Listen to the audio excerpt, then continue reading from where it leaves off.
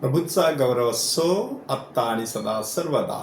आत्ता आणि सदा सर्वदा प्रभूचा गौरव असो. प्रारंभीच्या ख्रिस्त सभेमध्ये 7 डिकन ह्यांची निवड झालेली आणि त्या 7 डिकनची निवड करण्यामागे एक महत्वाचा हेतू होता. आणि तो हेतू म्हणजे की ज्या वेळेला पंक्तीस लोक बसत असत त्यावेळेला हेल्लेनी लोकांनी तक्रार केली की आमच्या विधवांची उपेक्षा होत आहे. म्हणजे आमच्या विधवांना त्यांची शिधा सामुग्री वेळेवरती मिळत नाही आणि म्हणूनच अशा लोकांना सेवा देण्यासाठी 7 डिकनची नेमणूक करण्यात आली. त्यातील स्टीफन हा एक महत्त्वाचा डिकन. त्याच्याविषयीची माहिती गेली 2 दिवस आपण चिंतनासाठी घेतलेली की कशा प्रकारे स्टीफन पवित्र आत्म्याने आणि ज्ञानाने परिपूर्ण होता आणि त्याला विरोध करणाऱ्यांना देखील त्याला तोंड देववेना अशी बुद्धिमत्ता परमेश्वराने त्याला दिलेली. न्यायसभेसमोर त्याला आणलं त्यावेळेला सुद्धा त्याचं मुख देवदूताच्या मुखासारखं असलेलं त्यांना दिसलं. म्हणजे जेव्हा माणूस परमेश्वराच्या सहवासामध्ये राहत असतो तेव्हा त्याचा अंतर्बाह्य कायापालट झालेला असतो. त्याच्या चेहऱ्यावरती त्या विद्वत्तेचं त्याचबरोबर पावित्र्याचं तेज झळकत असतं. एवढं सगळा अनुभव येऊन सुद्धा यहुदी लोकांनी शेवटी स्टीफनला दगडमार करून ठार केला. आणि त्याच्या मृत्यूच्या वेळेला देखील घडलेल्या 3 घटनांचा आपण विचार केला की कशा प्रकारे त्याला येशू उभा असलेला स्वर्ग उघडलेला दिसला आणि त्या येशूकडे 2 वाक्यात त्याने प्रार्थना केली की हे पाप त्यांच्या ठाई मोजू नकोस आणि माझ्या आत्म्याचा स्वीकार कर. अशा प्रकारे स्टीफन ह्याचा मृत्यू झाल्यानंतर यहुदी लोकांनी ज्या लोकांनी ख्रिस्ताचा स्वीकार केलेला होता अशा यहुदी ख्रिस्ती लोकांनी शोक केला. परंतु परमेश्वराचं कार्य अशा प्रकारे कधीच थांबत नसतं.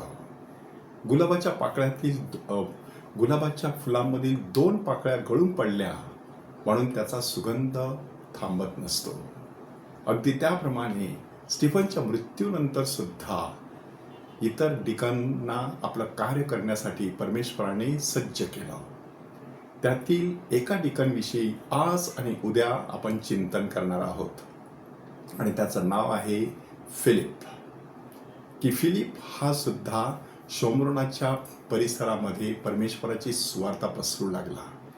शोम्रोन आणि यहुदी हे जे प्रांत आहेत त्यांच्यामध्येच वितुष्ट होता आणि अशा ठिकाणी हा माणूस जाऊन परमेश्वराची सुवार्ता पसरवितो. आणि आपल्याला काय सांगितलं जात आहे की बरीच पांगळी माणसे बरी झाली आणि त्या नगरात आनंद पसरला. पुनरुत्थित ख्रिस्ताचा स्पर्श झाल्यानंतर आपल्या सेवेला आलेलं महत्वाचं फळ म्हणजे आनंद. त्या नगरामध्ये आनंद पसरला. परंतु त्यासाठी फिलिपला सातत्याने कार्यरत राहावं लागलं. त्यासाठी माणसाच्या अंतर्यामी प्रचंड अशी शक्ती असावी लागते. ही शक्ती कुठून मिळते बरं? ही शक्ती 2 वेळचं अन्न खाऊन मिळू शकत नाही. ही शक्ती 4 पुस्तकं वाचून मिळवलेल्या ज्ञानामुळे प्राप्त होत नाही. ही शक्ती खिशामध्ये 4 पैसे खुळखुळू लागल्यामुळे माणसाला मिळत नाही.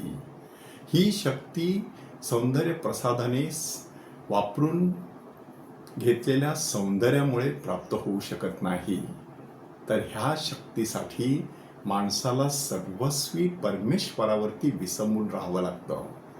म्हणूनच प्रभू येशू ख्रिस्त आजच्या शुभवर्तमानामध्ये सांगत आहे की मी जीवनाची भाकर आहे.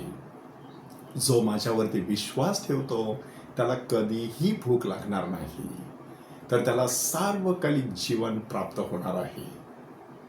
प्रभू येशू ख्रिस्त जीवनाची भाकर आहे. ह्याचा अर्थ नक्की काय आहे की आपण भाकर खाल्ल्यानंतर आपण ताजे टवटवीत होतो, आपल्याला शक्ती मिळत असते, आपल्याला ऊर्जा मिळत असते, आपल्याला ग्लुकोज किंवा साखर मिळत असते, आपल्या शरीरामध्ये एक नवा उत्साह संचारत असतो.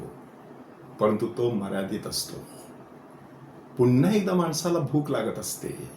अशा प्रकारे वर्षानुवर्षे हे चक्र सुरू राहतं. तेव्हा माणसाचं शरीर कार्यरत राहतं.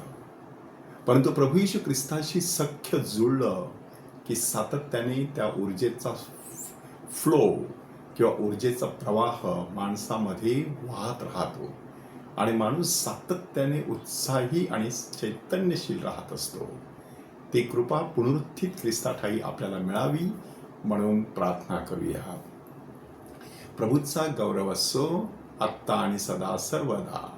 आत्ता आणि सदा सर्वदा प्रभूचा गौरव असो.